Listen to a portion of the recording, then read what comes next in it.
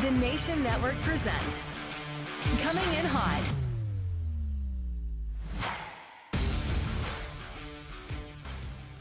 Hello, everybody. Welcome to Coming in Hot. I'm Brent Waltz alongside Ottawa Senator veteran defenseman, 13 years in the National Hockey League, and a few of those were in the U.S., which is American Thanksgiving today. No NHL games. Are you going to pretend you're American today and have a little extra turkey? No, Wally, those days are over. I tell you what, I miss them though, because back when I was living in Anaheim and Detroit and in Nashville, Boston, Thanksgiving is the biggest holiday in the good old red, white, and blue. Envious of. We don't do a good enough job on Thanksgiving. It's just not the same here. It's not, and they've turned every event into a shopping extravaganza, so that nobody does it as well. Right? Everything's on sale. Why are we doing Black Friday? It's not even Thanksgiving here. It's crazy. Anyway, it's why, and then it goes right into is it not Cyber Monday? Anyway, I'm not getting into it. Oh yeah, Cyber Monday. We have our own issues right here at home, and that is with our hockey team. As always, the show is brought to you by Renfrew Pro Tape. Go to renfrewpro.com. Also, get it at your local retailers. All the Source for Sports or Pro Hockey Life, Sport Check, Canadian Tire as well. They are what keeps this show held together. They're the ones with the green core and the ones the professional use more often than not. So Renfrew Pro. Go to your local retailer and pick them up as always. And we thank them once again for their partnership with our show. As without further ado, because we got lots to talk about, the Sens were in Vegas last night. I managed to watch 2 periods before falling asleep. I watched the 3rd period this morning. But a guy that doesn't miss any second of any action, Sylvain St-Laurent from Le Doigt, who keeps us, by the way, if there's one guy that's the voice of reason in Ottawa, it is Sylvain St-Laurent, who writes. He's the chief chronicler for Le Doigt. Also see him on RDS. Bonjour, my friend. Guys, I was listening to you talk about the U.S. Thanksgiving. No holiday has ever brought me more anguish than the U.S. Thanksgiving. Way back when I was on the traveling beat with the Ottawa Senators, every year it seems like they had the Canadian teams over in the States for U.S. Thanksgiving. And there was never any games on the Thursday because, everything's shut down. And that was the exact thing. Every year I would get up that Thursday morning in perfect anguish. There's not a single holiday in the world where there's less open around. So just feeding ourselves on that day was awful. It's true. That's a lot of room service, if I'm not mistaken, because there's nowhere to go. That was the thing. And basically, it was a day, oftentimes even rinks weren't open. So there was no practice. It was a day off for the team. And everything was a ghost town. So I've had issues with the U.S. Thanksgiving. I don't miss it at all, to be quite frank. Well, fair enough. And listen, when it comes to issues, we've already got plenty to discuss here at home, and that includes last night. The Ottawa Senators drop another one. This time it's 4-1 to Vegas. They've been outscored 14-3 in the last 3 games. Sleepy, let's just start with you, and that is what do you see is going to take? What's it going to take basically to turn this team around? Well, to me right now, I'm not with the team. I'm not every day, so it's hard to take the pulse. But I've been around athletes for long enough that there's a point sometimes when things go so bad that self-belief becomes an issue. Then you've lost so many games that you start believing that you're never going to be able to win another one again. And Jyrki maybe can talk about this, but to me, it's a very dangerous thought process when you start dwindling in that area, in that direction, that sometimes that transforms an average to bad season into a horrible season. And that's where I feel like something needs to be done quickly to make sure that this team doesn't start believing that it's not good enough. Yeah, Sly, I like the point you made there about the mental part of the game. And that's something, Wally and I talked about this on our last show, where as a team, you're kind of waiting because there's been so much damage inflicted. Okay, what's going to happen now? Who's going to get traded? Is there going to be a change with the coach? And that's when it's I don't know if they're there quite yet, and people might be shocked at that statement. The one thing I will say, this team plays hard. They seem to come out every first period, at least as of late, and they play hard. But to your point, it's almost mentally like you're waiting for something bad to happen as a player. And I think there's something there, Sly. And as athletes, that's a bad mindset to play the game with, especially at this level. So it's going to be interesting because tomorrow, what do we have? It's it's now turning into the sweepstakes for Connor Bedard. And man, oh man, Sens fans and people that follow this team, with the exception of a few, would be shocked if the team was where they're at right now. Listen, I thought they would be a team that was hovering between that 10th to 7th position, but here we are talking about it. And I tell you, you can only kick a dead horse so many times and go over what's going on. But I do agree with you, Sly. The mental part is starting to creep in a little bit here for this team. Okay, I will point out by the end of this show, we are going to talk positively about the Ottawa Senators. So I'm going to put that out there now, just so everybody's not doom and gloom. However, there's still some more doom and gloom to go over, and that is, the Ottawa Senators woke up this morning and are tied with Anaheim for last. Once again, Ottawa is now hovering at the bottom of the standings, and we're 20 games or 19 games in. We all said by this time at the Thanksgiving, if you're not in it, you're not going to be in it. They're 10 points out of a playoff spot. So it is dire. I was told recently about, Jason, you brought up the point of, well, they work hard. And someone who's close to that organization goes, you know what? It's not always about working hard. Mike Hoffman didn't necessarily work hard. He went out and scored 2 goals, though, and came back to the bench and said, I'll show you how to work hard. So it's not always about working hard. Sometimes you got to put a puck in the net, and that doesn't always translate just by working hard. Maybe I'm wrong because you played, but I don't know that working hard is always the answer. Well, I'll tell you something. Everybody in the league works hard. So you can only after a while take some gratitude out of that. It's one thing. We watched Canada play the other day, yesterday, and they lost 1-0. They worked hard.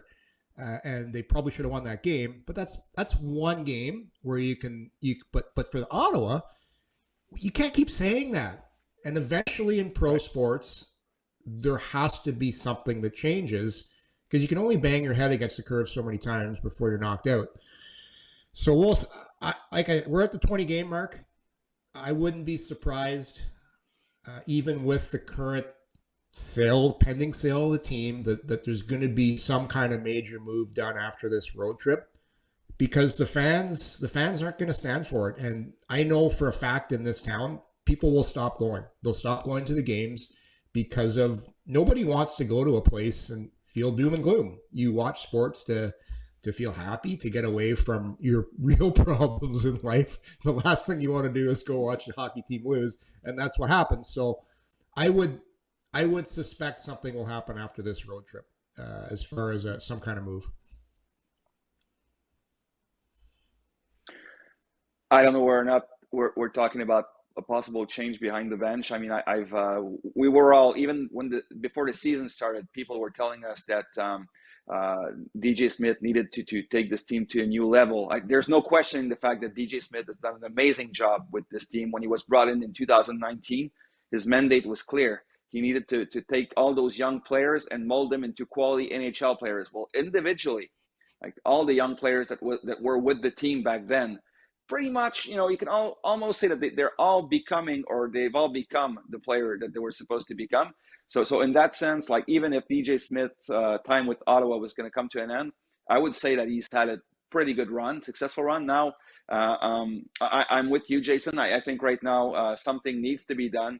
From what I was told, might not be the change that everybody's expecting because of the sale process that might prevent the organization from hiring somebody, let's say, with a large pedigree and lots of experience.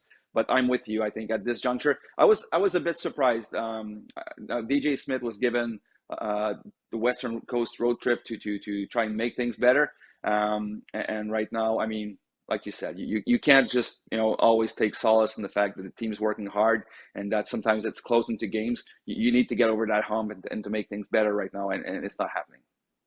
And just to be, I'm going to throw out clear, something. Yep. Yeah, go ahead. Go ahead. Go ahead, Wally. Okay, so Well, just to be clear, Wally, just to be clear with to just play off what I just said, I don't believe DJ Smith is the sole reason why this team is not winning. I've said this from day one. I didn't like the moves in the summer. I really liked the move for Claude Giroux. I thought that was a move to bring in a veteran, a guy that has had success, and a great mentor for your younger players. I really believe the DeBrincat move, it was a sexy move, but I do believe it was made for a variety of different reasons. Number one, to get the fan base excited.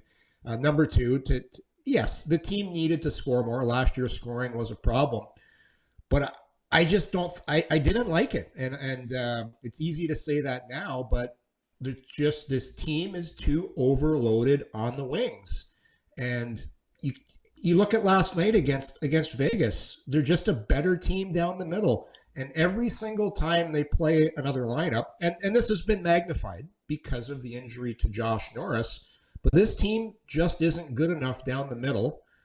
Add in the fact that they didn't address the blue line in the offseason. I think Pierre Dorian put his coach in a really tough spot to succeed, because you can't win in this league unless you are good down the middle and you have a respectable defensive core. Two things that the Ottawa Senators don't have. Injuries have now magnified that, and now we're getting, I'll say this, very inconsistent goaltending. So goaltending now has crept into the equation, where last night Cam Talbot got outplayed. You can't sugarcoat it. Thompson was better, and that's a big reason why Vegas won. So easiest thing to say is coaching. Coaching's not inexcused, but I think there's a lot of different variables. And listen, the offseason was not what the Ottawa Senators needed, in my opinion. They needed to address the blue line. They didn't. They're too young down the middle. Now injuries, and here we are. So go ahead, Wally. It's what the fans needed, Yorkie. The fans needed something. Well, they needed something, and they got it. Listen, we all. Yeah. So aside from the addressing the serious needs of the blue line, I get it, and everybody talked about it. But they got excitement. They got entertainment. And you said people don't go to the games to watch them lose. No, they go to be entertained, and they want to see winning. And I get it. Here's something I'm going to throw out to you, because we've all talked about DJ Smith. What if it's not a head coach, but an assistant coach that gets removed? And that is so, and it won't be Jack Capuano, because remember, they promised him the head coaching job if anything ever happened to DJ Smith, whatever. Those two stay. Mm-hmm. Would you be shocked if it was Davis Payne, and would it be enough to move the needle? Sleepy. Go ahead, Sly. I've never heard that one, actually, so it's really interesting. It'll take me some time to process. I wouldn't you feel, guys, like this would be sort of kind of a move that you don't really want to make, but you feel like you need to do something to appease the fan base? Or yes, just try and tell me if this could make things better at all. Like I would feel like this was something like a very feeble attempt to show people that we're actually trying to make things better. Agreed. Yeah. Listen, the way we all know how pro sports works, the fan base wants a head right now. They want a head. We've seen this before, I believe, in Montreal. I remember they fired their assistant coach, and this has happened before. Does that really change anything? Not really. So yeah, you got to do something. Maybe that's a start. But I also, too, guys, like this is more than just coaching. And I stated the reasons. So we talked about this other day too, Wally. The makeup of the coaching staff of the Ottawa Senators right now, it's obviously missing something. We talked about Andrew Burnett going into Las Vegas and the effect he's had right there. I do know New this, Jersey. And I said this the other day. I do, yeah, like that. It does make a difference. And the head coach is just, he's the leader. He's the guy where the buck stops at. But in the current state of the NHL, your assistant coaches have never been more important. They've got a lot to say. And I'll tell you about Barry Trotz. Barry Trotz has won the Jack Adams. He's won the Stanley Cup. The reason Barry Trotz has had a lot of success, he always surrounds himself with really smart people, and everybody has a role on your staff. It's easy for me to point fingers at the coaches right now, but I'm not there. So I can't say, hey, is Davis Payne a bad coach, or is Jack Capuano not doing this? All I can look at is their record and say, well, it hasn't been good enough. So unfortunately, everybody always starts with the coaches, but there's got to be a reason, guys. Number one, I think it's roster makeup. You can't trade 20 guys, so something's going to happen, and logically we would think it'll happen with the coaching staff. Wally, but for the long-winded answer, man, I don't think an assistant coach is going to take a bullet here. I think it'll be something else. Maybe they start with a trade. Maybe it's a trade to start. I don't know, but something's going to happen after this road trip. If you make that trade, then you're just making it to try and appease fans and not making the best move, because everybody knows right now you're struggling and need to try and find a D. So the asking price is going to be out of control. On the coaching side, you're not with the only reason I throw that out there is because of the sale of the team and how that is impacting perhaps decisions that are being made.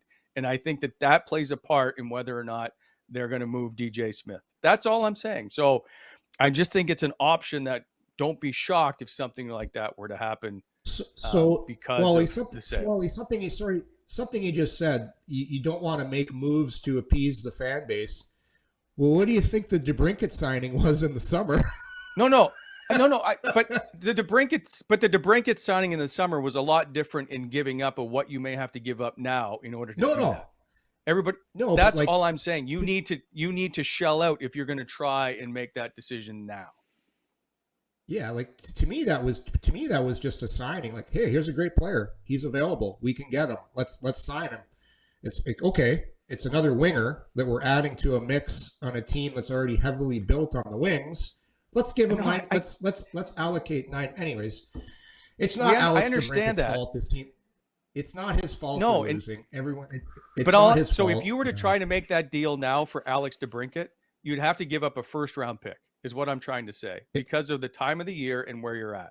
So regardless of whatever D is out there, and it could be Mike Riley, they're going to ask for the moon to get him back in return, or whatever the return is. That's all I'm saying. Don't make that move just to try to appease fans. Make it a good hockey decision. Wally, you're preaching to the choir here. That move should have been made in the offseason, and it wasn't. And it's I know. Let's move on. We always keep talking about this. Okay. We're moving on. Move on. We're going to page 2. Sleepy, you remember in the summer, we all talked about how many guys are now going to score 30 goals on this hockey team. This is going to be Tkachuk and Batherson and DeBrincat, Giroux and Norris. Everybody is going to have 30. No one now is on pace for 30. Will we see anyone get 30 goals this season for the Ottawa Senators? Okay, let's start the positivity now. I'm going to say yes, and I'm going to say that 2 guys are going to achieve it. Right now, the reason that Brady Tkachuk has fallen down the ladder, like he wasn't paced for 30 goals. He's fallen down the last 10 games. He only has 1 goal, I believe. And yes. To me, that's right now, that's a young leader, a young captain who's concerned about everything that maybe he shouldn't be concerned about, and he's trying to do too much. But sooner or later, I see him climbing back. Like he's gonna, figure it out, and he's gonna start scoring goals again. So I think he's gonna make it. And okay, the second one is a bigger leap of faith for me. But Alex DeBrincat, all the chances he missed early in the season, there's going to come a point where he's going to bury them. Now, I know right now, the stretch is getting longer and longer, and he's having issues. It's the first time he's having to adapt to a new environment, a new team in the NHL. But that's me being positive. That was the theme of the show, right? Being positive for the Sens. I say that those 2 guys are going to do it. We should have left Jason out of this show. I'm not negative. Guys, listen, I'm not negative. I'm a realist. So I'm going to piggyback off of Sly and say, listen, Alex DeBrincat in 5 games against Anaheim, where they go next, has 5 goals and 7 points and has scored in 4 straight games against Anaheim. So, and Anaheim has yet. I didn't look it up last night. Did they win in regulation? Anaheim going into last night had yet to win in regulation. So I think DeBrincat starts scoring tomorrow in Anaheim.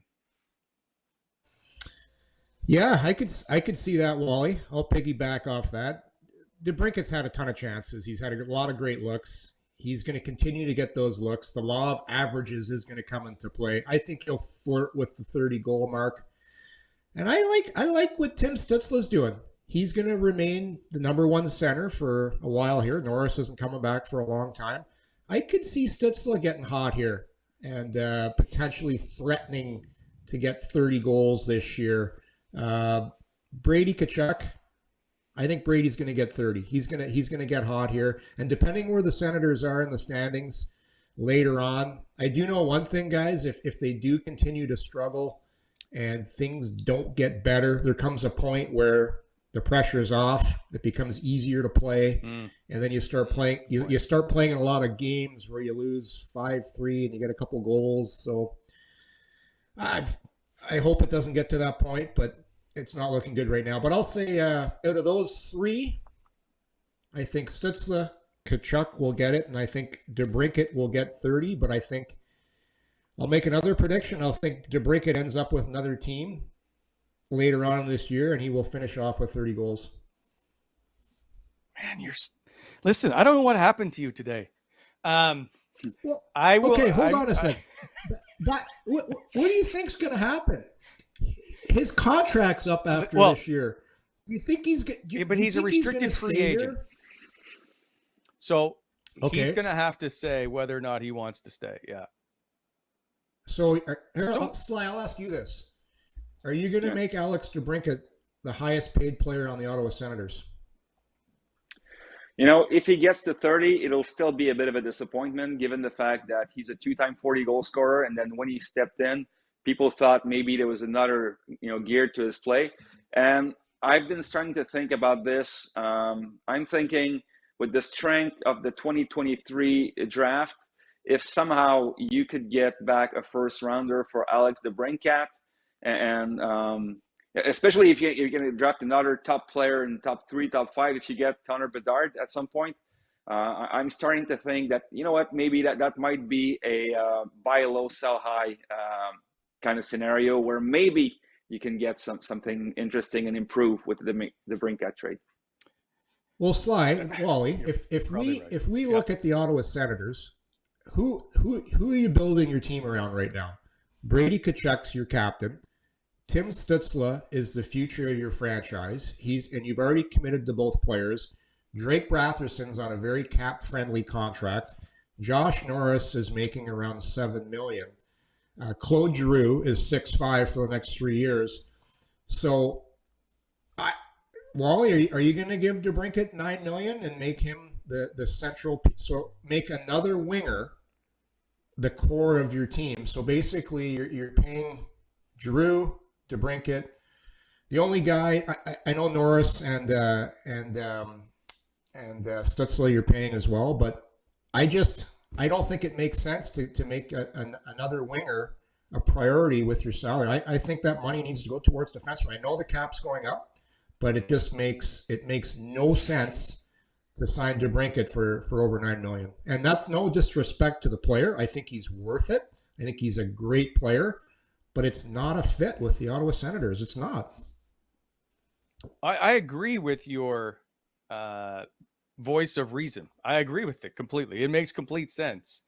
But boy, oh boy, like when you get a chance to have a 41 goal scorer in your lineup, I know the number. The number is really high. And if he wasn't at $9 million, it would be a lot different perhaps. But that's what a 41 goal scorer gets you is $9 million. So I agree. He probably gets moved. Because it's just we're with the Ottawa Senators, they've committed to the core, and this is another piece you're going to give that much money to, and it's not saying the player doesn't deserve it. It's just I don't see the fit. I just don't see it. I agree. If he's a center iceman, I see it. If he's a 1-2 defenseman, I see it.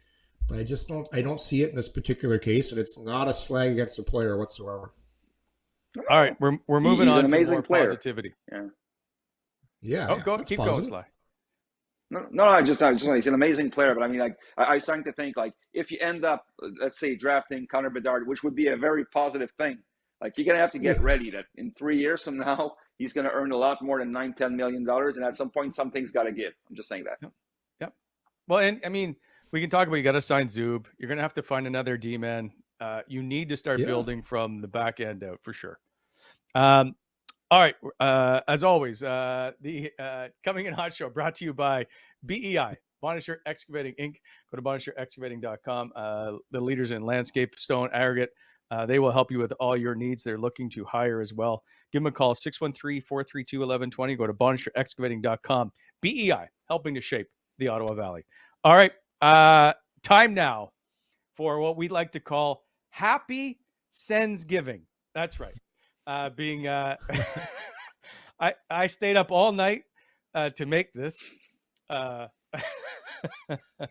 don't know how well you can see it, but it's just a bunch of turkeys. So what are you guys thankful for when it comes to the Ottawa Senators? I would like to go first, but because we have Sly as our guest today, I will give him first crack. All right. Well, thank you so much, and it's great because he's a prominent position in your little graphic there. I'm going to be thankful for the other French guy, Claude Giroux. I think he was a wonderful signing, and now he's been one of the few bright spots on this roster, perhaps the most consistent forward since the season started, both in effort and in performance. I would really hope to. I'd like to be in or around the room these days to see how he handles his leadership duties. This might be the first time that Brady Tkachuk's teams is really underachieving when we talk about the expectancies, the how the fans see things. So to me, right now, Claude Giroux is a very important piece of the puzzle. Let's just hope that this team figures it out by next year or the year after, so he doesn't waste the last 3 years of his career, like the last 3 good years on a very losing team. You want me to go next here, Wally? Absolutely. Turkey number 2. Well, turkey number 2. Well, this guy's definitely not a turkey, and I'm going to take the easy and number one thing I'm thankful for, Jake Sanderson. This kid, imagine where Ottawa would be without him. He's been, I'm not going to say as advertised because he's been way better than advertised. He's come in and he's done things that are unheard of for a defenseman his age in the first year in the NHL. Now he's leading this team with Shabbat out of the lineup. He had a great game against Vegas, got his first NHL goal. And it's not just the offense with him, guys. His defensive play, how he gaps up, how he takes away time and space. Sure, he's made a few mistakes this year. I said it early in exhibition. I truly believe he's got a legitimate chance. I'd say he's the front runner for the Calder Trophy right now, guys. He's been that good. So for me, Jake Sanderson, he's the gift that the Ottawa Senators got at the draft, and he is going to be a good one for a long, long time. So Jake Sanderson, easy answer. That's a layup, Wally. Well, yeah, and I mean, congrats on his first goal last night, right? His dad in the stands. Good for him. I'm going to take a couple because I can, and that is one, Brady Tkachuk. He wears the C. He wears it proudly. He competes each and every night. He is what I am very thankful for when it comes to, he is the representative of that hockey team and our city throughout the hockey world. And he is a fantastic person, not just on the ice, but off the ice. More importantly, he does a ton of stuff. He is always engaging, and he's just a really good person. So I am thankful for Brady Tkachuk being the leader of that hockey team. Number 2, I'm thankful to see all the former Sens finally coming back into the fold and being very vibrant parts of the organization, including Alfie, obviously, and going into the Hall of Fame. We'll see how much of a role he plays as the sale nears. And number 3 is the sale of the hockey team. I think it's exciting that it's going to happen. It has been tough sledding for about a decade here, and I think the rejuvenation and the excitement surrounding this potential sale and the move downtown is what this organization and fan base richly deserves. So for those things, I am very thankful. I only gave you guys one. Yeah, you took 3. Well I wanted to said, make sure well I had said. some stuff left over. I put it together. It's my show. And so for I'm that, thankful for guys, you, Wally. man, I appreciate it. I actually, you know what? You've always been one of the good ones. And so I've always enjoyed hanging out with you on the road, especially. We've had a few beverages along the way. But Sly, So for that, yeah. I got Sly. Who was the first duo that used to bring you on for interviews? Though, if you remember back in the day, two fine gentlemen used to host a radio show. Oh, You were course, our of number course. one guest. That's where it all Yeah, started, you and right? Steve Lloyd, of course. Yeah, for sure, for sure. I used to be nervous and self-conscious when I jumped on English radio. It's all because of you, Yorkie. Put me on the map. Oh, another Barry Horowitz tap on the back here. No, Sly, you're bringing it. Always enjoy your insight, man. You tell it like it is, and always good, always honest. One of the best guys in Ottawa media. Quickly, Thank you so Sly, much. because if I'm not mistaken, Mhm. are you covering some more Ottawa 67s right now? I've been to the rink once to see my friend Dave Cameron, but otherwise I've been mostly to Gatineau the last couple of weeks. It's been Okay. an interesting season there, but Ottawa 67's very little attention. It'll pick up a little later, I'm sure. They deserve. We deserve to give them more attention. Maybe even nationally. Yeah. What are they? 18-2 right now. They are on fire. It's so going into the season. A lot of chat was just they just want to be competitive and fight for a playoff spot. Now they're just tearing up the league. Yeah, well, I mean, you have a great organization to start with, an OSEG who isn't afraid to put resources where they need to be. I don't think there's many junior hockey coaches who have access to so many specialty coaches. And then, you bring somebody who knows the business, who's been around for 30 years as a head coach. I think Dave Cameron is underrated, especially at that level. And last year they gave a lot of ice time to younger players, like 16, 17-year-old players. Sometimes when you use those players in juniors so much, it can go both ways, right? It can either it's too much for them and kind of swallows them and they never pan out, or they take the ball and run with it. And right now that's what we're seeing with the 67s. It's fun to watch. Boys, we got to go, but I appreciate you stopping by, Yorkie. Don't forget, it's almost a month until Christmas. Just to want to throw that out there in case you're thinking of a gift idea for me. And enjoy your Black Friday sales, boys. We'll see you next time. That's coming in hot. Thank you.